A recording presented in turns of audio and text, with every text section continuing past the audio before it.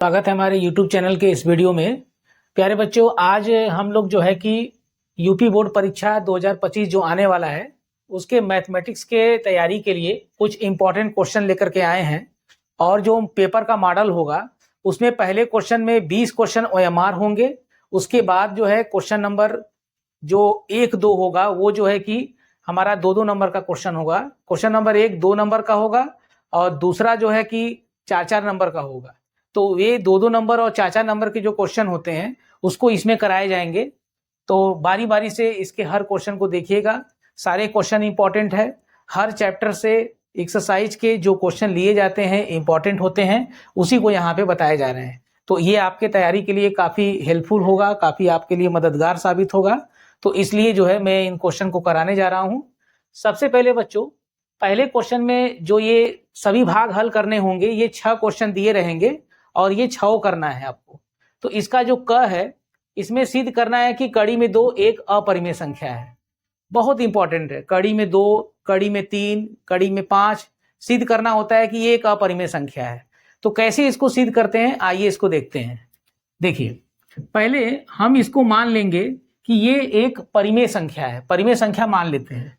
माना कड़ी में 2 एक परिमेय संख्या है, ठीक है, ऐसे इसको मान लेंगे।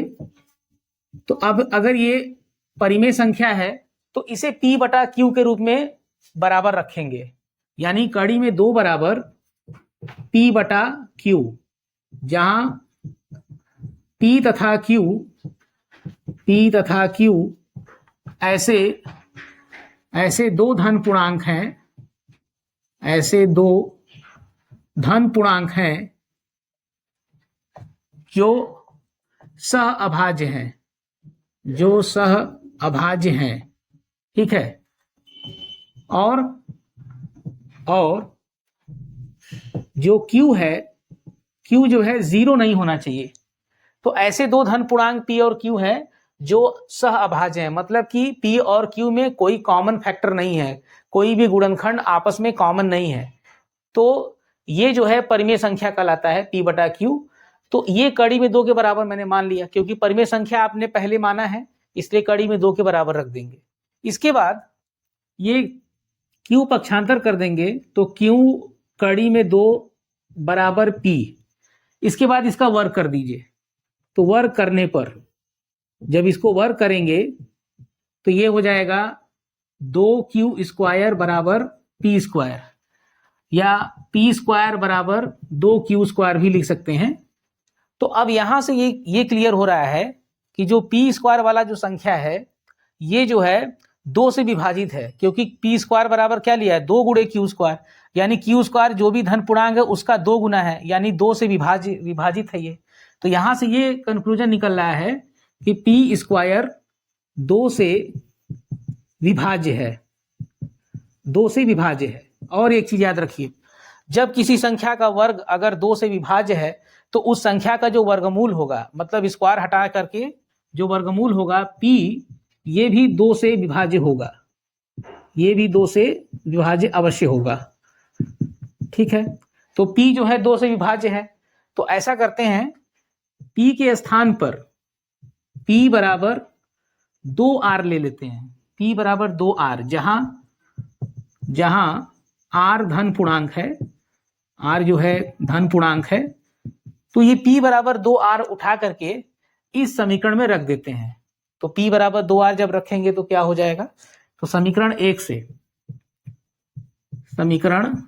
से P की जगह 2R का स्क्वायर बराबर 2Q²।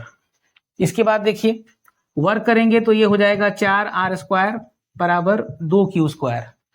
अब दोनों पक्षों में 2 से भाग दे देंगे तो ये निकल के आ जाएगा 2R² बराबर Q²। 2 से भाग दे दिया। इसके बाद इसको लिख सकते हैं Q² बराबर 2R²। तो यहां से जो Q² है वो भी 2 का गुणक है, यानी R² जो भी धन पूर्णांक है उसका 2 का गुणक है, यानी 2 से ये भी विभाजित है। यहां से ये पता चल रहा है कि Q² 2 से विभाज्य है, यानी 2 से कट जाएगा, भाग चला जाएगा। तो जब ये 2 से विभाज्य है क्यू स्क्वायर, तो इसका जो वर्गमूल होगा क्यू भी क्या होगा, ये भी 2 से विभाज्य है, क्यू भी 2 से विभाज्य है। अब आप ये समझिए कि P और Q दोनों ही 2 से विभाज्य हैं, और जबकि P और Q आपने शुरू में ही कैसा माना है, सअभाज्य माना है। सअभाज्य का मतलब कोई भी कॉमन फैक्टर नहीं मिलना चाहिए, और यहाँ पर जो P और Q है उसमें 2 जो है कॉमन फैक्टर मिल रहा है, यानी सार्वगुणनखंड मिल रहा है, यानी 2 से दोनों कट रहा है। तो क्या ये P और Q ऐसे सअभाज्य होंगे? नहीं होंगे। और हमने जो माना हुआ है परिमेय संख्या सअभाज्य मानना है। तो इस तरह से हमारी ये कल्पना गलत है कि ये कड़ी में 2 P बटा Q के बराबर नहीं हो सकता। तो जब ये नहीं हो सकता यानी परिमेय संख्या नहीं हो सकता, इसका मतलब वो अपरिमेय संख्या होगा। तो यहाँ पे क्या लिखते हैं, यहाँ पे इसका जो स्टेटमेंट लिखेंगे, समीकरण, इसको आप अपने समझने के लिए इसको समीकरण 3 और इसको 4 ऐसे कर देते हैं। तो समीकरण 3 और 4 से स्पष्ट है कि 3 और 4 से स्पष्ट है कि P, Q दोनों 2 से विभाज्य हैं, दोनों 2 से विभाज्य हैं, जबकि P, Q सअभाज्य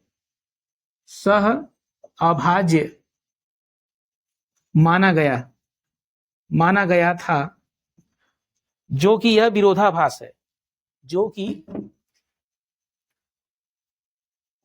कि यह विरोधाभास है। तो जब ये विरोधाभास है तो इस तरह से हमारा ये P बटा Q जो है परिमेय संख्या तो है, लेकिन कड़ी में 2 जिसके बराबर आपने माना है, तो वो जो है कड़ी में 2, इसलिए कड़ी में 2 एक परिमेय संख्या नहीं है, एक परिमेय संख्या नहीं है। परिमेय संख्या नहीं है अर्थात कड़ी में 2 एक अपरिमेय संख्या है, एक अपरिमेय संख्या है। ठीक है, बस यही आपको इसमें प्रूफ करना था, सिद्ध करना था। ये इतना आप लिख देंगे, इतने में आपका ये 2 नंबर का क्वेश्चन है बच्चों। 2-2 अंक का पहला क्वेश्चन में होता है। 6 क्वेश्चन दिए रहेंगे, 5 ही करने होंगे इसमें। ठीक है, तो सॉरी 6 जो है दिए रहेंगे और 6 के 6 करने हैं, सभी भाग हल करना है इसमें। तो अब आइए आगे इसका पहले का ख देखते हैं। तो बच्चों अब आइए इसका ख देखते हैं। ख में सिद्ध करना है, त्रिकोणमिति का क्वेश्चन है, ये सिद्ध करना है 1 प्लस सेक ए बटे सेक ए बराबर साइन स्क्वायर ए बटे 1 माइनस कॉस ए। ये त्रिकोणमिति का सवाल है, इसे सिद्ध करना है, इसके बराबर ये लाना है। तो इसे हम राइट हैंड साइड, दाहिना पक्ष से इसको शुरू करेंगे, राइट हैंड साइड से। तो जब राइट हैंड साइड लेंगे तो साइन स्क्वायर ए बराबर 1 माइनस कॉस ए, इसके बराबर। तो ये पता होना चाहिए त्रिकोणमिति सरसमीका साइन स्क्वायर ए प्लस कॉस स्क्वायर ए बराबर 1 होता है। तो साइन स्क्वायर ए बराबर 1 माइनस कॉस स्क्वायर ए, ये पक्षांतर हो गया। तो साइन स्क्वायर ए की जगह क्या रख सकते हैं, 1 माइनस कॉस स्क्वायर ए, इसको रख सकते हैं। तो यहाँ पे रख दीजिए 1 माइनस कॉस स्क्वायर ए, और बटे में है 1 माइनस कॉस ए, फिर बराबर 1 माइनस का स्क्वायर को 1 का स्क्वायर माइनस का स्क्वायर ए लिख सकते हैं, और ये ए स्क्वायर माइनस बी स्क्वायर से एक कोष्ठ में 1 plus cos A, 1 plus cos A, और दूसरे कोष्ठक में 1 माइनस कॉस ए लिख सकते हैं। ये इसका गुणनखंड हो गया, और बटे में है 1 माइनस कॉस ए। तो 1 minus cos A 1 minus cos A cancel हो जाएगा। उसके बाद बराबर 1 plus cos A, 1 plus cos A बचा हुआ है, फिर 1 प्लस इस कॉस ए का व्युत्क्रम सेक ए होता है, यानी कि कॉस ए के स्थान पे 1 बटा सेक ए लिख देंगे। फिर ये सेक ए का गुणा 1 से हो जाएगा, तो सेक ए प्लस 1 बटे सेक ए, सेक ए का गुणा 1 से प्लस 1 पूरे के बटे सेक ए। तो ये जो देख रहे हैं आप, ये देखिए इसके बाएं पक्ष में है, लेफ्ट हैंड साइड में आपको दिख रहा है, यानी ये लेफ्ट हैंड साइड आ गया। लेफ्ट हैंड साइड किसके बराबर है? Right hand side sine square A बटे 1 माइनस कॉस ए के बराबर दिख रहा है। ठीक है, यही हमारा प्रूफ करना था। 2 नंबर का क्वेश्चन है। आइए इसके आगे ग देखते हैं इसका। क्वेश्चन नंबर 1 का ग में देखेंगे तो ये जो क्वेश्चन है, एक कई सेमी त्रिज्या वाले एक वृत्त की कोई जीवा केंद्र पर एक समकोण अंतरित करती है, तो संगत लघु वृत्तखंड का क्षेत्रफल ज्ञात कीजिए। देखिए यहाँ एक वृत्त है 21 सेमी त्रिज्या का, 21 सेमी त्रिज्या का एक वृत्त है, त्रिज्या दिया हुआ है r बराबर 21 सेमी, और ये जो है इस पर एक जीवा है जो केंद्र पर 90 अंश समकोण अंतरित कर रहा है, समकोण। तो इसके द्वारा वृत्तखंड का क्षेत्रफल निकालना है। तो पहले एक वृत्त बनाते हैं। वृत्त जो है, मान लेते हैं ये एक वृत्त है और इसका केंद्र यहां पर है, केंद्र O, और जीवा इसका AB, जीवा AB मान लिया जीवा, और ये इस पर जो है 90 अंश का कोण बना रहा है बच्चों। केंद्र पर जो है ये 90 डिग्री, ये 90 अंश का कोण बना रहा है, और त्रिज्या जो दिया है वो 21 सेमी है, और 21 सेमी दोनों होगा, 21 सेमी। तो ये जो आपको वृत्तखंड दिखाई दे रहा है, इस वृत्तखंड का क्षेत्रफल निकालना है। ठीक है, इसी वृत्तखंड का क्षेत्रफल निकालना है। तो कैसे निकलेगा ये समझिए। सबसे पहले इस AOB जो त्रिज्यखंड है इसका क्षेत्रफल निकाल लेंगे। तो पहले त्रिज्यखंड AOB का क्षेत्रफल निकाल लेते हैं। त्रिज्यखंड AOB का क्षेत्रफल, और त्रिज्यखंड का फार्मूला क्या होता है क्षेत्रफल निकालने के लिए? पाई r स्क्वायर थीटा बटे 360 अंश। इसे मान रखिए, पाई का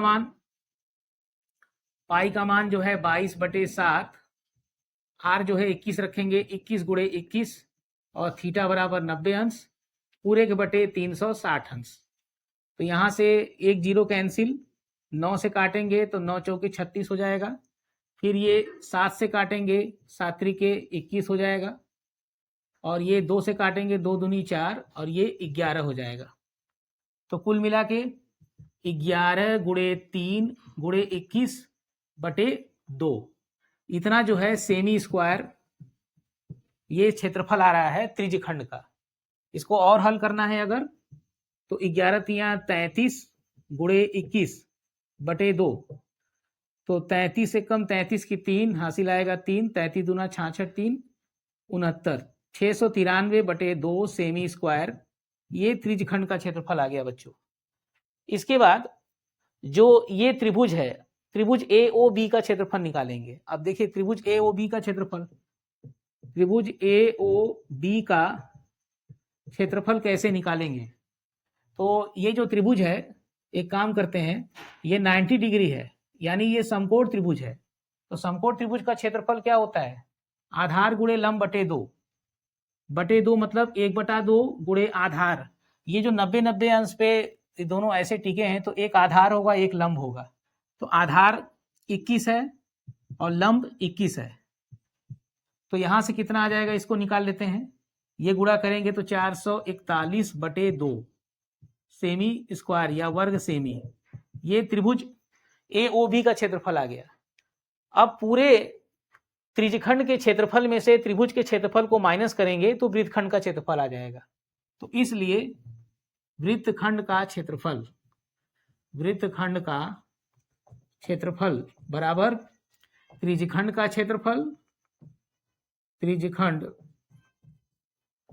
क्षेत्रफल माइनस त्रिभुज AOB का क्षेत्रफल। ठीक है, तो त्रिज्यखंड कितना है? त्रिज्यखंड का क्षेत्रफल है 693 बटे 2, और उसमें से जो त्रिभुज है, त्रिभुज का क्षेत्रफल है 441 बटे 2। तो इसको घटा देते हैं, 3 में से 1 घटाएंगे तो 2 आएगा, 9 में से 4 घटाएंगे 5, 6 में से 4 घटाएंगे 2, और बटे में 2, तो 2 से भाग दे दीजिए। 2 से भाग देंगे तो 2 एक कम 2, 2 दूनी 4, 2 छक 12, 126 सेमी स्क्वायर। 126 सेमी स्क्वायर जो है वृत्तखंड का क्षेत्रफल आ गया आंसर। ठीक है बच्चों, 126 सेमी स्क्वायर। आगे बढ़ते हैं, अगला क्वेश्चन 1 का घ देखते हैं। 1 का घ, 1 का घ जो क्वेश्चन है बच्चों, निम्नलिखित आंकड़ों का बहुलक ज्ञात कीजिए। बहुलक निकालना है, तो बहुलक निकालने के लिए एक आंकड़ा दिया हुआ है। इसमें क्या क्या दिया है? इसमें दिया है वर्ग अंतराल, वर्ग अंतराल, और दूसरा कॉलम है बारंबारता, बारंबारता। वर्ग अंतराल में क्या है? वर्ग अंतराल में 15 से 20, 20 से 25, 25 से 30, 30 से 35, 35 से 35 से 40, 40 से 45, 40 से 45, और बारंबारता में है 3, 8, 9, 10, 3, 2, 10, 3, 2। इस आंकड़े का बहुलक ज्ञात करना है बच्चों, बहुलक। और बहुलक निकालने के लिए कैसे इसको निकाला जाता है आप जानते हैं। बहुलक निकालने के लिए जो बारंबारता वाला कॉलम है, इसमें सबसे ज्यादा नंबर देखो कौन है? सबसे ज्यादा नंबर 10 है। तो मैंने आपको बताया था इसको लगाने का ट्रिक। इसमें 3 राशियां लेते हैं, F0, F1, F2। तो जो 0 और 2 के बीच में F1 है वो सबसे ज्यादा वाले को मान लेते हैं। तो सबसे ज्यादा जो 10 है वो F1 हो जाएगा। बस इसके ऊपर वाले को F0 ले लेना और इसके नीचे वाले को F2 ले लेना। F1 के ऊपर F0, F1 के नीचे F2। और जो सबसे ज्यादा बारंबारता है उसके सीध में ये बहुलक वर्ग कहलाता है, बहुलक वर्ग। यहां मैं लिख दे रहा हूं बहुलक वर्ग। तो बहुलक वर्ग यहां पर 30, 35 है, 30 से 35। तो इसका जो ये छोटा वाला मान है, निम्न सीमा, इसे L से दिखाते हैं। निम्न सीमा, निम्न सीमा जो है L बराबर 30 होता है। L बराबर 30 यहाँ पे आ रहा है। L की जरूरत पड़ेगी फार्मूला में। इसके बाद देखिए जो आपने ये माना हुआ है वो क्या क्या है? F0 है 9, F1 है 10 और F2 है 3। इसके बाद अंतराल, इनके बीच का जो गैप है, अंतराल, जो अंतराल है उसे हम H से दिखाते हैं, H से। तो जो H है वो 5-5 का अंतराल है, तो H बराबर 5 ले लेंगे। इसके बाद जो फार्मूला है, फार्मूला को लगा देते हैं। बहुलक निकालने का जो सूत्र है, बहुलक बराबर L plus F1 minus F0 बटे 2F1 minus F0 minus F2 into H। याद कर लीजिएगा, अच्छे से याद कर लेंगे, इसमें रखेंगे इन सभी मानों को, यहां से मिल जाएगा। तो L का मान 30 रखेंगे, धन F1 10 माइनस F0 9 बटे 2 गुणे 10 माइनस F0 9 माइनस F2 है 3 और गुणे H का मान 5। तो 30 धन, ये घटाएंगे 10 में से 9 तो 1 गुणे ये 5 ले लो और बटे 20, 10 दूना 20 माइनस ये 12 हो जाएगा। तो 30 धन 5 बटे, घटा दो, 20 में से 12 घटाएंगे 8, तो 30 धन, अब ये भाग देंगे 5 में 8 से, तो क्या बार जाएगा? 8 छंग 48। पहले ये दशमलव बढ़ाएंगे 0, 8 छंग 48 और घटाएंगे तो 2, फिर 0, 8 दूनी 16, फिर घटाएंगे तो ये हो जाएगा 4, 0, 40, 8 पंजे 40, 0.625। तो ये निकल के आ रहा है 30.625, 30.625 बच्चों। ये जो है इस आंकड़े का बहुलक आ गया, यही इसका आंसर आ गया। ठीक है, सब 2-2 नंबर के क्वेश्चन। तो बच्चों क्वेश्चन नंबर 1 का जो अंग है वो निर्देशांक ज्यामिति का क्वेश्चन है। उस बिंदु के निर्देशांक ज्ञात कीजिए जो बिंदुओं 4-3 तथा 8-5 को जोड़ने वाले रेखाखंड को 3:1 के अनुपात में अंतर्विभाजित करती है। ऐसे बिंदु का निर्देशांक ज्ञात करना है जो 2 बिंदु, देखिए यहाँ 2 बिंदु दिया गया है, एक बिंदु A मान लेते हैं और एक B मान लेते हैं। इसका निर्देशांक दिया है 4-3 और इसका दिया है 8-5। अब इनको मिलाने वाला जो रेखाखंड है इस पर ऐसे बिंदु का निर्देशांक निकालना है जो उसे 3:1 के अनुपात में बांट रहा है। ए बी को 3:1, तो देखिए 3 अनुपात ज्यादा होगा, 1 अनुपात कम होगा। तो यहाँ पर कोई ऐसा बिंदु P है x, y, इसी का निर्देशांक निकालना है जो इसे 3:1 के अनुपात में बांट रहा है। तो यहाँ पर जो अनुपात दिया है m1 संबंधे m2 मानते हैं, m1 संबंधे m2 जो है 3:1 हो जाएगा। और x1 y1 को जब यहाँ का इसको m1 माने तो ये x1 y1 लीजिएगा, x1 y1 है 4, -3। दूसरा बिंदु x2 y2 मान लीजिएगा, ये वाला 8, 5। ठीक है, अब इन मानों को लेकर के बिंदु P का फार्मूला लगा देते हैं अंतः विभाजन का। तो जो अंतः विभाजन का सूत्र होता है, अंतः विभाजन के सूत्र से बिंदु P के निर्देशांक, बिंदु P का जो निर्देशांक होगा x, y बराबर फार्मूला होगा m1 x2 plus m2 x1 बटे m1 प्लस m2 कामा m1 y2 plus m2 y1 बटे m1 प्लस m2। देखिए यहाँ पे x वाला है, m1 है तो x2 है और m2 है तो x1 है। अब बस यही x के स्थान पर जो है यहाँ y2 y1 है, ये x2 x1 है, ये y2 y1 है, बस इसी में रख देना है फार्मूले में। तो इक्वल टू यहाँ पर m1 का मान देखिए 3 है, तो 3 गुणे x2 देखिए 8 है, प्लस m2 का मान 1, x1 है 4 बटे 3 धन 1, m1 प्लस m2 हो जाएगा।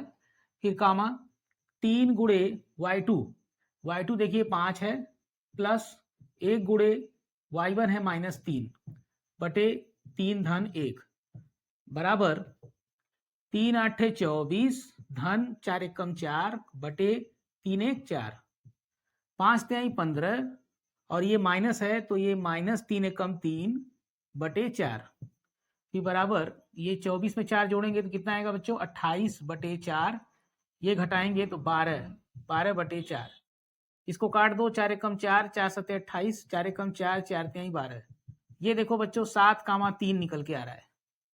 तो जो बिंदु P आपको निकालना था वो 7,3 आंसर हो गया। ये जो है आंसर 7,3 बिंदु। आगे बढ़ते हैं, अगला जो क्वेश्चन है इसका जो च है यहीं पे इसको बता देते हैं। क्वेश्चन नंबर 1 का च, तो ये क्वेश्चन है बच्चों, y के वे मान ज्ञात कीजिए जिनके लिए बिंदुओं 5 -3 और 13y के बीच की दूरी 10 मात्रक है। देखिए यहाँ दो बिंदु दिया गया है, 5 -3 और 13y, दो बिंदु है, एक है 5, -3 और दूसरा बिंदु है 13, y और इनके बीच की दूरी 10 मात्रक है, 10 मात्रक यहां से लेकर यहां तक। तो इसको a मान लेते हैं, इसको b मान लेते हैं। तो ab बराबर 10 दिया हुआ है, क्या दिया है ab बराबर 10। तो अब ab के बीच की दूरी के लिए जो फार्मूला लगाते हैं वो x1, y1 इसको मान लें, इसको x2, y2 मान लेंगे। तो ab का जो सूत्र होता है दो बिंदुओं के बीच की दूरी वाला, ये होता है x1 माइनस x2 का whole square plus y1 minus y2 का होल स्क्वायर बराबर है 10। अब इसमें रखते हैं, कड़ी में x1 का मान 5 है, -13, 5 - 13 का वर्ग, फिर प्लस y1 है -3, फिर माइनस y इसका वर्ग और बराबर 10। इसके बाद देखिए यहां से जब इसका वर्ग करेंगे कड़ी खत्म हो जाएगा, तो 5 - 13 -8 का वर्ग धन ये माइनस को निकालोगे स्क्वायर ले करके तो माइनस का स्क्वायर प्लस होकर 3 + y हो जाएगा, 3 + y का होल स्क्वायर और इधर 10 का वर्ग हो जाएगा। अब इसका वर्ग खोलिए तो ये 64 प्लस ये a + b का होल स्क्वायर लगा दो, तो 3 का स्क्वायर 9 धन y का स्क्वायर धन 3 दूना 6y बराबर 100, 10 का वर्ग 100। तो पहले y स्क्वायर ले लेते हैं, फिर प्लस 6y और 64 9 73 और 100 पक्षांतर होके -100 = 0। फिर उसके बाद यहां से देखिए y square plus 6y 73 minus 100 करेंगे तो -27 बराबर 0। अब ये द्विघात समीकरण मिला। द्विघात समीकरण को हल करना है तो मध्य पद को 2 भाग में बांट दो। 27 का ऐसा 2 गुणनखंड बनाइए कि घटाने पर 6 आए। तो 9 त्रिक 27 और 9 में से 3 घटाएंगे तो 6 होगा। तो वाई स्क्वायर धन 9y ऋण 3y ऋण 27 बराबर 0। तो y कामन y प्लस 9 माइनस 3 कामन y प्लस 9 हो जाएगा बराबर 0। तो एक कोष्टक में y प्लस 9, दूसरे कोष्टक में y माइनस 3, ये गुणनखंड आया। तो पहला गुणनखंड y प्लस 9 बराबर 0 रखेंगे तो y बराबर -9 और y माइनस 3 बराबर 0 रखेंगे तो y बराबर 3। तो यहाँ पे जो आंसर निकल के आया बच्चों y का मान, वो 2 आंसर है, एक तो -9 और दूसरा 3। दोनों जो y के मान है दोनों ही लीगल है, दोनों ही मान्य है, दोनों ही इसके आंसर हो जाएंगे। ठीक है, ये इसका च वाला था। 2 नंबर के क्वेश्चन इसमें 6 थे और 6 करना है आपको। अब बच्चों आगे बढ़ते हैं अगले क्वेश्चन की तरफ, जो कि 6 क्वेश्चन इसमें भी रहेंगे और इसमें से केवल 5 ही करना होगा। अब ये सारे क्वेश्चन जो है 4-4 नंबर के होंगे। तो आइए इसका देखते हैं क्वेश्चन 2 में बच्चों किन्हीं 5 भागों को हल करना है। किन्हीं 5 भागों को हल करना है और 6 भाग दिए रहेंगे इसमें। तो इसका जो क वाला क्वेश्चन है और ये 4-4 अंक के होंगे। इसका जो क वाला है, द्विघात बहुपद 3x² - x - 4 के शून्यांक ज्ञात कीजिए और शून्यांकों तथा गुणांकों के बीच के संबंध की सत्यता की जांच कीजिए। देखिए ये द्विघात बहुपद वाले चैप्टर से क्वेश्चन लिया गया है। यहाँ पर जो है एक द्विघात बहुपद दिया है। द्विघात बहुपद है 3x² - x - 4। इसका पहले शून्यांक ज्ञात करना है। शून्यांक क्या होता है?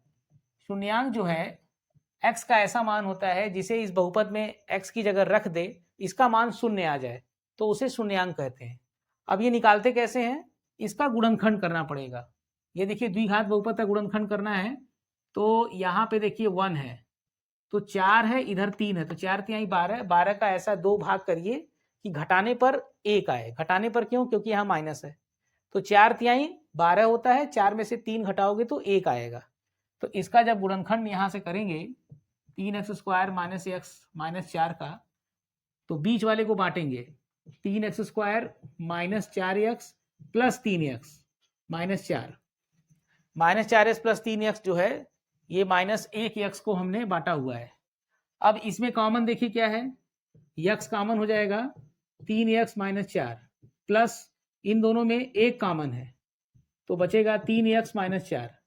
तो 3x - 4 दोनों में है तो एक कोष्टक में 3x - 4 बाहर कर दो तो बचेगा x + 1। अब ये जो गुणनखंड आए हैं इसमें ऐसा x का मान क्या रखा जाए कि ये 0 हो जाए, यानी ये पूरा 0 हो जाए। तो पहला अगर मैं उठाऊं 3x - 4 बराबर 0, तो यहाँ से 3x बराबर ये 4 हो जाएगा तो x बराबर 3 बटे में चाहेगा 4/3, तो 1 शून्य किया आ गया। अगर यहाँ उठाएं x + 1 को, तो x + 1 को 0 अगर लाना है तो x बराबर इधर आके -1 देगा तो -1 आ रहा है और 1 4/3 आ रहा है।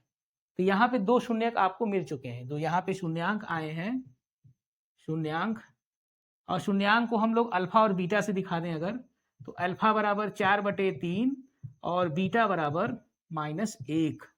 ये अल्फा बीटा शून्यांक हो चुका है।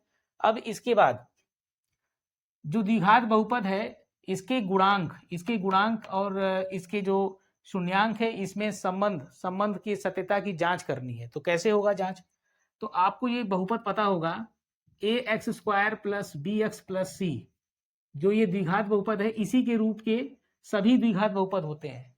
तो जब इससे तुलना करेंगे, जब आप इससे तुलना कराएंगे, तुलना करने पर तो a निकल के आएगा। a कितना आएगा? 3, b का मान -1, c बराबर -4। ये क्या कहलाते हैं बच्चों? ए बी सी, इसको कहते हैं गुणांक।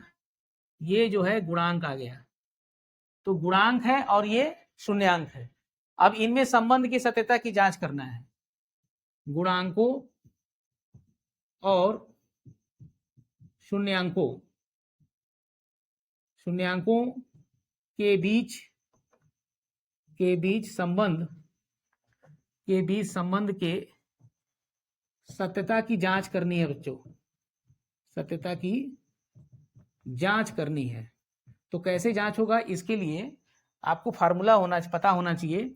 शून्यांकों का योग, जो शून्यांकों का योग अल्फा प्लस बीटा होता है, वो जो है ऋण बी बटा ए के बराबर होता है। ये इनके बीच ये संबंध है। अब इसमें अल्फा बीटा का मान और बी ए का मान रखिए। अल्फा बीटा का मान 4/3 धन बीटा का मान -1 बराबर माइनस, और ये जो बी है, बी का मान -1 बटे ए का मान है 3। तो ये इसको हल करेंगे तो क्या आएगा, 4 3 एकम 3 -3 बटे 3, और इस तरफ माइनस माइनस प्लस होके 1/3। तो 4 - 3 1/3 बराबर 1/3, 1/3 बराबर 1/3 बराबर आ गया। यानी ये जो हमारा संबंध है योग वाला, ये सत्यापित हो गया। इसके बाद एक और है गुणन वाला। जो गुणन वाला है, गुणन का जो संबंध है वो अल्फा इंटू बीटा गुणा बराबर सी बटा ए, ये रिलेशन होता है, ये संबंध होता है।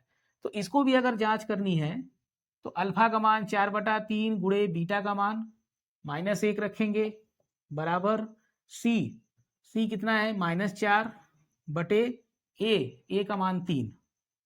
तो यहां से देखिए जब गुणा करेंगे तो माइनस है तो -4/3, और ये भी -4/3, -4/3 ये भी दोनों बराबर, यानी ये भी हमारा जांच हो गया, संबंध ये जो है हमारा सत्य है। तो यही दोनों आपको जांच करना होता है, इस तरह से दिखाना होता है। तो पहले शून्यांक निकाल लेते हैं। शून्यांक के लिए गुणनखंड करते हैं बहुपद का। तो एक एक घात का 2 गुणनखंड आता है, बारी बारी से एक एक को शून्य रखकर x के मान निकाल लेते हैं। एक अल्फा एक बीटा हो जाता है। इसके बाद जो ये बहुपद है ax² + bx + c, इससे तुलना करा करके गुणांक निकाल लेते हैं। ये गुणांक है, ये जो है गुणांक है। तो गुणांक और शून्यांक, इसमें जो संबंध है उसी संबंध को दिखाया जाता है। 4 नंबर का क्वेश्चन है बच्चों। आगे बढ़ते हैं, इसका ख देखते हैं। इसका जो ख वाला क्वेश्चन है, दूसरे के ख में निम्न रैखिक समीकरणों के युग्म को हल कीजिए। रैखिक समीकरण युग्म दिया हुआ है, इसको हल करना है। क्या क्या दिया है, ये दिया है 0.2x + 0.3y बराबर 1.3, 0.4x माइनस 0.5y बराबर -0.7, ये दिया हुआ है। तो इसका जो है हल करना है, हल ज्ञात करना है। ये 2 समीकरण का रैखिक युग्म है, इससे x और y का मान निकालना है। तो सबसे पहले जितना भी आप देख रहे हैं सब में 1 अंक पे दशमलव लगा हुआ है बाएं तरफ से, मतलब 1 अंक पे दशमलव है। तो एक काम करते हैं, इन दोनों समीकरणों में प्रत्येक में 10 से गुणा कर देते हैं, दोनों पक्षों में। तो जो है दोनों पक्षों में 10 से गुणा करने से दशमलव हट जाएगा। तो 10 से गुणा करेंगे दशमलव हट जाएगा। तो क्या आएगा, 2x धन 3y बराबर 13। इसमें गुणा करेंगे 10 से तो 4x माइनस 5y बराबर -7। ये समीकरण 1 और ये 2 मान लेते हैं, समीकरण 1 और 2 मान लेते हैं। अब इसके बाद एक्स वाई निकालने के लिए इसे कैसे हल करते हैं, इसके लिए आपके पास विलोपन विधि बहुत अच्छा विधि है। विलोपन विधि में क्या होता है, किसी एक चर राशि को विलुप्त करना होता है, या तो x को या तो y को, किसी एक को विलुप्त करना है। तो अगर x को विलुप्त करना है तो ये देखिए गुणांक को ध्यान से, ये 4 है ये 2 है, 2 में किसका गुणा करें कि 4 हो जाए, तो 2 से गुणा कर दें।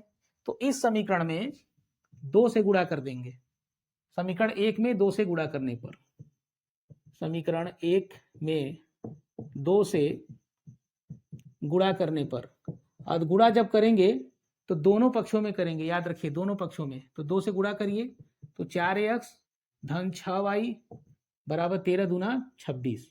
इसके बाद ये उतार लो, 4x माइनस 5y बराबर -7। इसके बाद दोनों समीकरण को घटा देते हैं, घटाने पर, तो जब घटाएंगे तो देखिए चिन्ह बदल जाएगा, धन का ऋण, ये ऋण का धन, ये ऋण का धन, तो 4x ऋण 4x घट जाएगा, 6y धन 5y, ऋण छोड़ दीजिए, धन 5y हुआ है तो ये 11y हो जाएगा, और ये जोड़ेंगे 26 और 7 तो कितना आएगा, ये जो है 33 हो जाएगा, 26 7 33। तो अब y का मान, y बराबर 33/11, 11 कम 11, 11 3 33, तो y बराबर 3 आ गया बच्चों, y का मान 3। अब ये y का मान समीकरण 1 में रख देते हैं, y का मान समीकरण 1 में रखने पर, समीकरण 1 में रख देते हैं तो 2x धन 3y, y के स्थान पे 3 रखेंगे बराबर 13, तो 2x धन 9 बराबर 13 है बच्चों, तो 13, तो 2x बराबर 13 ऋण 9, तो 2x बराबर 9 इधर आ गया, घटा दीजिए तो 4 आएगा, 2 से भाग दे देंगे तो x बराबर 4/2 काटेंगे तो 2 आएगा, x बराबर 2। तो यहाँ पे जो आंसर निकल के आया x बराबर 2, y बराबर 3। अब ये चेक कर सकते हो, अगर आप इसमें रखें 2 3 तो 2 दूना 4, 3 त्रिक 9 4 13 आएगा, यही 2 3 इसमें भी रखिए तो 4 दूना 8 - 15 -7 आएगा। ये हमारा आंसर एकदम करेक्ट है, 4 नंबर का क्वेश्चन। आगे बढ़ते हैं इसका, और ये देखिए ख है, इसका जो है ख। अब आगे बढ़ते हैं, इसका ग वाला क्वेश्चन है, सिद्ध कीजिए कि बाह्य बिंदु से वृत्त पर खींची गई स्पर्श रेखाओं की लंबाइयां बराबर होती है। बाह्य बिंदु से किसी वृत्त पर खींची गई 2 स्पर्श रेखाएं होती है और उसकी लंबाई बराबर होती है। कैसे इसको सिद्ध करेंगे, एक वृत्त पहले बना लेते हैं, एक वृत्त बना लेंगे O केंद्र का, बीच में O दिखा देंगे, और इसके बाह्य बिंदु पर एक बिंदु P मान लेते हैं इसको, इस P से इस पर 2 स्पर्शी बाहर से खींच लेते हैं, मान लेते हैं यहाँ और यहाँ पर खींचते हैं, ये जो है ऐसे और ये यहाँ पर, ठीक है, बिंदु A और B। तो हमें दिखाना है कि PA बराबर PB होगा। यहाँ पर लिख देते हैं, वृत्त पर बाह्य बिंदु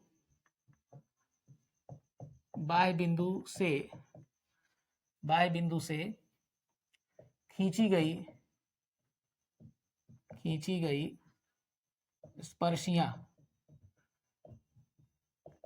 स्पर्शियां PA और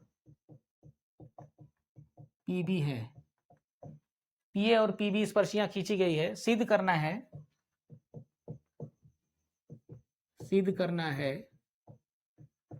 PA बराबर PB, दोनों की लंबाई बराबर दिखानी है। तो इसमें क्या करते हैं, केंद्र O को A और B से मिलाया, OA और OB को मिलाया, OA OB को मिला देते हैं, तो यहां से जब इसको मिलाएंगे OA और OB को तो ये मिल जाएगा। और आपको पता होना चाहिए कि जो ये त्रिज्या OA है और OB है, ये स्पर्श रेखा पर लंबवत होता है, स्पर्श रेखा पर लंबवत होता है, क्योंकि हम जानते हैं कि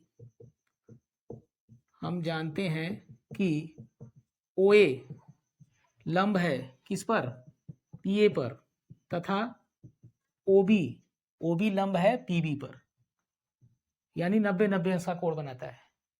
इसके बाद OP को भी मिलाएंगे, OP को मिलाया, कितना काम कर लेंगे, OP को मिलाया, तो OP भी मिला लेते हैं।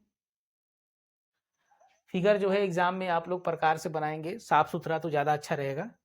अब मिलाने के बाद देखिए 2 त्रिभुज बना, एक त्रिभुज है AOP, दूसरा त्रिभुज है BOP, और दोनों त्रिभुज कैसा है, समकोण त्रिभुज है, 90 डिग्री ये है, ठीक है। तो यहां पर ले लेते हैं समकोण त्रिभुज AOP और त्रिभुज BOP में, दोनों त्रिभुज में, त्रिभुज AOP और BOP में हम लोग सर्वांग समता देखेंगे। कैसे देखेंगे, यहां पर पहले तो 90-90 दोनों है, कोण A बराबर कोण B बराबर 90 डिग्री, ये जो है समकोण, समकोण है। उसके बाद 90 के सामने जो OP है, 90 के सामने जो OP दोनों के लिए है, OP बराबर OP, ये उभयनिष्ठ है, उभयनिष्ठ कॉमन है। उसके बाद OA बराबर OB, इसका जो OA है इधर, इसका जो OB है, OA OB बराबर क्यों है? एक ही वृत्त की त्रिज्याएं हैं, एक ही वृत्त की त्रिज्याएं समान होती हैं, ठीक है। तो अब ये जो 3 कंडीशन मिला हुआ है, अब ये 3 कंडीशन सर्वांग समता का नियम होता है समकोण कर्ण भुजा, ये समकोण त्रिभुज दोनों हैं, तो समकोण कर्ण भुजा, समकोण यानी 90 अंश, और 90 के सामने जो ये कर्ण है दोनों के लिए कर्ण, और एक भुजा OA OB, ये भी बराबर है। तो कर्ण बराबर है कर्ण के, भुजा बराबर है भुजा के, समकोण बराबर है समकोण के। तो समकोण कर्ण भुजा से दोनों त्रिभुज सर्वांगसम हो गया, तो इसलिए समकोण त्रिभुज AOP सर्वांगसम त्रिभुज BOP, दोनों सर्वांगसम हो गया। कैसे हो गया? समकोण कर्ण भुजा, समकोण कर्ण भुजा सर्वांग समता प्रमेय से, सर्वांग समता प्रमेय से, ये जो है सर्वांगसम। अब जैसे ही ये दोनों सर्वांगसम हो गए तो इन त्रिभुजों की जो और भुजाएं हैं वो भी बराबर हो जाएगी, मतलब ये इसके बराबर तो हो चुका है OA OB के, और OP दोनों में है, तो बचा AP, ये BP के बराबर हो जाएगा, या PA PB के बराबर हो जाएगा। तो इसलिए PA बराबर PB, ये किस नियम से? इसको बोलते हैं CPCT। CPCT का मतलब होता है सर्वांगसम त्रिभुज की संगत भुजाएं या संगत गुण, उसको बोलते हैं। जो सर्वांगसम त्रिभुज है इनकी जो संगत जो भुजाएं होते हैं, कोण होते हैं, वो भी बराबर हो जाता है। तो जब सर्वांगसम हो गया तो ये PA बराबर PB हो गया, और यही हमें क्या करना था बच्चों? सिद्ध करना था। ये हमारा सिद्ध हो गया, ठीक है। 4 नंबर का क्वेश्चन। आगे बढ़ते हैं, क्वेश्चन नंबर दूसरे का घ देखते हैं। दूसरे का घ है, त्रिभुज ABC की भुजा BC पर एक बिंदु D इस प्रकार है कि कोण ADC बराबर कोण BAC, सिद्ध करना है CA स्क्वायर बराबर CB गुणे CD। ये आपको ऐसे नहीं समझ में आएगा, पहले चित्र बनाना पड़ेगा। एक त्रिभुज पहले बना लेते हैं। त्रिभुज है ABC, चलिए ये बन गया ABC। त्रिभुज ABC के भुजा BC पर एक बिंदु D इस प्रकार है, भुजा BC पर एक बिंदु D हम ले लेते हैं यहाँ पर, ये बिंदु D ये इस प्रकार है कि कोण ADC, यहाँ से इसको पहले मिलाना पड़ेगा, थोड़ा इसको हम इधर ले लेते हैं, ये ऐसे मिला लेते हैं, ये बिंदु D है, तो कोण ADC बराबर कोण BAC, कोण ADC जो कोण है वो कोण BAC के बराबर है, ठीक है। तो सिद्ध करना है, यहाँ पर भुजा BC पर बिंदु D इस प्रकार है कि कोण ADC बराबर कोण BAC, ये दिया हुआ है। इसके बाद सिद्ध करना है, क्या सिद्ध करना है बच्चों? वो सिद्ध करना है CA square equal to CB into CD, CB गुणे CD, ये सिद्ध करना है, याद रखिएगा, CB गुणे CD सिद्ध करना है। तो ये जो है समरूप त्रिभुज वाले चैप्टर से क्वेश्चन लिया गया है, इसके कॉन्सेप्ट को समझिए कैसे इसको करेंगे। तो यहाँ पर एक त्रिभुज ADC ले लेते हैं और दूसरा त्रिभुज ABC ले लेते हैं, और दोनों में समरूपता दिखाते हैं। तो यहाँ पर ले लेते हैं त्रिभुज ADC और त्रिभुज ABC में, चलिए इसमें देखते हैं कौन कोण किसके बराबर है। तो यहाँ पे देखिए कोण ADC बराबर कोण BAC, कोण ADC बराबर कोण BAC, ये अभी यहाँ पर दिया गया है क्वेश्चन में, तो ये क्या है? दिया है, ठीक है, दिया है, कोई बात नहीं। आगे बढ़ते हैं, त्रिभुज ABC और ADC में ये जो देख रहे हैं ना आप, ये दोनों में है कोण ACD बराबर है कोण ACB, ध्यान दीजिए ये जो है ना ACD इस त्रिभुज के लिए और ACB बड़े वाले त्रिभुज के लिए, दोनों के लिए कॉमन है। कोण ACB ये क्या है, दोनों में कॉमन है यानी उभयनिष्ठ है, उभयनिष्ठ। अब जो बचा तीसरा वाला जो कोण, वो तो ऑटोमेटिक बराबर हो जाएगा, क्योंकि जब दो त्रिभुज दिए गए हों उसका एक कोण पहले कोण के बराबर, दूसरा कोण दूसरे कोण के बराबर, तो जो तीसरा होगा वो तीसरे के बराबर तो हो ही जाएगा। क्यों हो जाएगा? क्योंकि तीनों को कोणों का योगफल 180 होता है, तो बराबर बराबर निकल जाएंगे तो तीसरा आपस में बराबर बराबर हो जाएगा। तो यहाँ पर जो बचा हुआ है, यहाँ पर कोण DAC बचा है, कोण DAC ये ऑटोमेटिक बराबर हो जाएगा कोण ABC के। कोण DAC जो ये वाला है ये इसके बराबर हो जाएगा, कोण ABC के। क्यों? क्योंकि त्रिभुज के तीनों कोणों का योग 180 अंश होता है। ठीक है, तो जब ये तीनों कोण के बराबर हो गया तो इसलिए त्रिभुज ADC समरूप हो जाएगा। किसके हो जाएगा? त्रिभुज जो उभयनिष्ठ वाला है CC के। तो A वाला किसके बराबर है? कोण जो A है वो B के बराबर है, तो त्रिभुज B, उसके बाद जो D वाला है A के बराबर, BAC।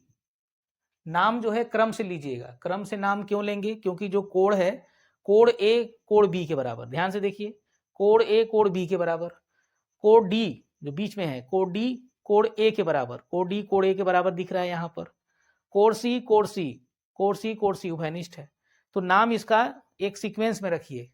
तो ये कैसे हुआ, ये समरूप कैसे हुआ? कोण कोण समरूपता प्रमेय से ये दोनों क्या हो गए? ये दोनों समरूप हो गए। तो इसलिए जब ये समरूप हो गए तो इनकी भुजाएं आनुपातिक होंगी, तो इनकी संगत भुजाएं आनुपातिक होंगी, समानुपातिक होंगी। ये होता है नियम, जब त्रिभुज समरूप हो जाते हैं तो उनकी संगत भुजाएं आनुपातिक होंगी। अब ये संगत भुजाएं कौन कौन है? जो AD वाली भुजा है वो अनुपात होगा BA के, फिर बराबर जो DC वाली भुजा है वो अनुपात होगा AC के, और उसके बाद AC ले लें, AC जो भुजा है वो अनुपात होगा PC के। इसीलिए इसको मैंने क्रम में लिया था। तो AD बटा BA, DC बटा AC, और AC बटा BC। तो अब यहां से इन दोनों अनुपात को ले लीजिए। इन दोनों अनुपात में AC गुणा होकर के AC स्क्वायर बराबर DC गुणे BC या BC गुणे DC, तिरक गुणा हो जाएगा। और इसी AC को CA भी लिख सकते हो, AC लिखो चाहे CA लिखो, तो CA स्क्वायर बराबर CB गुणे CD, आपस में बदल देंगे, BC लिखो चाहे CB, DC लिखो चाहे CD। तो ये जो निकल के आ रहा है यही हमें प्रूफ करना था। ठीक है बच्चों, ये जो है हमारा सिद्ध हो गया। ये 4 अंक का ये समरूप त्रिभुज वाले चैप्टर से है। वीडियो को रोक करके आप इसको नोट कर लीजिएगा, अच्छे से इसको दोहरा लीजिएगा, रोक करके 1 बार 2 बार समझ में आ जाएगा। ये आगे बढ़ते हैं। देखिए दूसरे का जो अंग है, निम्नलिखित बारंबारता सारणी का माध्यक ज्ञात कीजिए। इसका माध्यक निकालना है यानी माध्यिका निकालना है। तो सारणी जो दिया है उससे माध्यक ज्ञात करना है। माध्यक या इसी को माध्यिका भी कहते हैं, कंफ्यूज मत होना। इसमें दिया है वर्ग अंतराल और बारंबारता। वर्ग अंतराल जो दिया है वो 15 से 20, 20 से 25, 25 से 30, 30 से 35, 35 से 40, 40 से 45, 45 से 50, और बारंबारता दिया है 14, 56, 60, 14, 56, 60, 86 74 86 74 62 48। ठीक है, इस आंकड़े से हमें माध्यिका निकालनी है। तो माध्यिका कैसे निकालते हैं, उसके लिए हम तीसरा कॉलम बनाते हैं, संचयी बारंबारता। संचयी बारंबारता, संचयी बारंबारता को CF से दिखाते हैं और बारंबारता को F से दिखाते हैं। और ये तैयार कैसे करते हैं बताया गया था। पहले जो है उसको उतार लेते हैं, 14 का 14 उतार लेंगे, 56 जोड़ेंगे 14 में तो 70 आएगा, फिर 60 जोड़ेंगे तो 130 आएगा, फिर 86 जोड़ेंगे तो कितना आएगा 216। 216 में 74 जोड़िए तो कितना आएगा, जब आप 74 जोड़ेंगे तो 290 आएगा। 290, ये 6 4 10 और 21 7 28 से 29। फिर इसमें 62 जोड़ना है तो ये 352 आएगा, जोड़ के देख लेंगे, 2 और 9 6 15 2 1 3। फिर 48 जोड़ेंगे तो ये 400 आ जाएगा, 400। और जब आप इसको जोड़ेंगे कैपिटल N बराबर, जब आप इसको जोड़ेंगे तो वो भी 400 आएगा, चेक कर लीजिएगा। वही जो लास्ट में आता है संचयी बारंबारता है वही यहाँ भी आता है। तो अब यहाँ से मैंने बताया था बच्चों क्या करना है, इसका हाफ ले लेते हैं n/2, तो 400/2 ये हो जाएगा 200। उसके बाद ये 200 संचयी बारंबारता के कॉलम में देखते हैं कि किसके पास जाएगा। तो यहाँ देखिए 130 तो 200 से कम है, जैसे ही आगे बढ़ोगे 216 ये जो है इसके अंदर 200 आएगा, तो इसके आप सीधे में जाएंगे तो ये वाली जो है, ये जो है हमारा माध्यिका वर्ग कहलाएगा, माध्यक वर्ग। और ये जो है स्मॉल f लेते हैं और 216 के जस्ट ऊपर ये CF ले लेते हैं, CF। तो क्या क्या मिला हमें, माध्यक वर्ग, माध्यक वर्ग 30-35, 30 से 35। तो यहां से जो L निकल के आएगा छोटा वाला ही L लेते हैं। इसके बाद जो F है, F जो है 86 है, CF जो है 130, और अंतराल यानी इसमें गैप कितने कितने का गैप है, तो यच जो है 5 है, यच 5 ले लेंगे। तो इसलिए माध्यिका या माध्यक बराबर फार्मूला L + N/2 - CF/f गुणे यच। इसमें रख देते हैं, L का मान 30 धन N/2 है 200 है, CF कितना है 130 और बटे 86 गुणे H का मान 5। तो 30 धन 200 में से 130 घटाएंगे तो 70 गुणे 5 बटे 86, तो 30 धन 70 में 5 से गुणा करिए तो 7 × 5 = 35, 350 बटे 86। तो 30 धन, अब 350 में जब 86 से आप भाग देंगे तो जो 4.06, और इसको जोड़ दीजिए तो 30 4 34.06, 34.06 ये इस आंकड़े का माध्यक आ गया। ठीक है, आगे इस दूसरे का लास्ट ये च देख लेते हैं, च वाला क्वेश्चन नंबर दूसरे का जो च है बच्चों, ये प्रायिकता वाले चैप्टर से लिया गया है। ठीक है, प्रायिकता वाले चैप्टर से लिया गया है। क्वेश्चन है, एक पासे को एक बार फेंका जाता है, निम्नलिखित को प्राप्त करने की प्रायिकता ज्ञात कीजिए। देखिए यहां पे जब पासा फेंका जाएगा तो क्या क्या अंक आता है। पासे को एक बार फेंकने पर, पासे को एक बार फेंकने पर क्या क्या अंक आते हैं, तो उसमें अंक 1 2 3 4 5 6 होते हैं। तो इससे जो प्रतिदर्श समष्टि बनता है, एक समुच्चय है, इसका नाम होता है प्रतिदर्श समष्टि। प्रतिदर्श समष्टि को यश से दिखाते हैं और इसमें जितने भी संभव परिणाम हैं सब लिखते हैं। वो परिणाम क्या क्या आ सकते हैं, 1 2 3 4 5 6, यही अंक पासे पे आते हैं। तो पहला इसमें पूछा जा रहा है कि पासे पर एक अभाज्य संख्या है, इसकी क्या प्रायिकता है। पासे पर अभाज्य संख्या है, पासे पर अभाज्य संख्या आने की घटना भी एक समुच्चय है, आने की जो घटना है इसे हम ई से दिखाएंगे, ई। अब ये सोचिए कि इसमें अभाज्य कौन कौन है। अभाज्य देखिए 1 से नहीं 2 से स्टार्ट होता है, तो 2 है, 3 है, 5 है, 2 3 5। तो इस ई वाले समुच्चय में कितने अवयव हैं, तो नंबर ऑफ ई देखिए ये 3 ठो है। और जो एस वाला समुच्चय है इसमें कितने अवयव हैं, नंबर ऑफ यस ये 6 ठो है। तो इसलिए इसकी प्रायिकता अभाज्य संख्या आने की जो अभीष्ट प्रायिकता होगी, प्रायिकता पीई, देखिए पी मतलब क्या होता है, प्रोबेबिलिटी, प्रायिकता को पीई, ई मतलब जो घटना है जो अभाज्य संख्या लाना है उसकी प्रायिकता, ये बराबर होता है एन ई बटे एन एस, एन ई बटे एन एस। तो एन ई है 3 और एन एस है 6, तो 3 बटे 6 को काट दो तो 1/2 आ जाएगा, ठीक है, 1/2। ठीक, अब आगे बढ़ते हैं इसका सेकंड में 2 और 6 के बीच स्थित कोई संख्या आ रहा है, 2 और 6 के बीच, 2 और 6 के बीच स्थित संख्या। अब वो संख्या क्या क्या है, तो 2 और 6 के बीच में 3 4 5 आते हैं, उसको मैं ई मान ले रहा हूं, 3 4 5।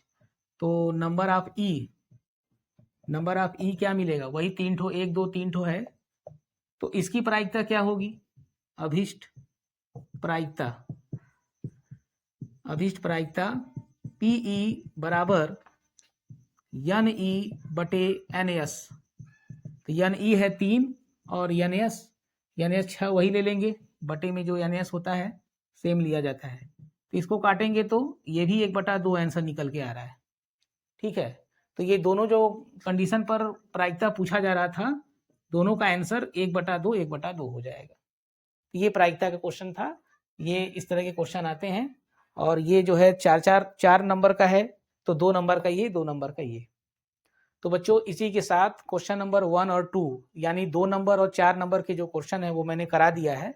अब नेक्स्ट वीडियो में जो लॉन्ग टाइप का 6 नंबर का क्वेश्चन होता है उसको हम अगले वीडियो में बताएंगे। आप लोग इसकी तैयारी करते रहिए, तब तक के लिए धन्यवाद।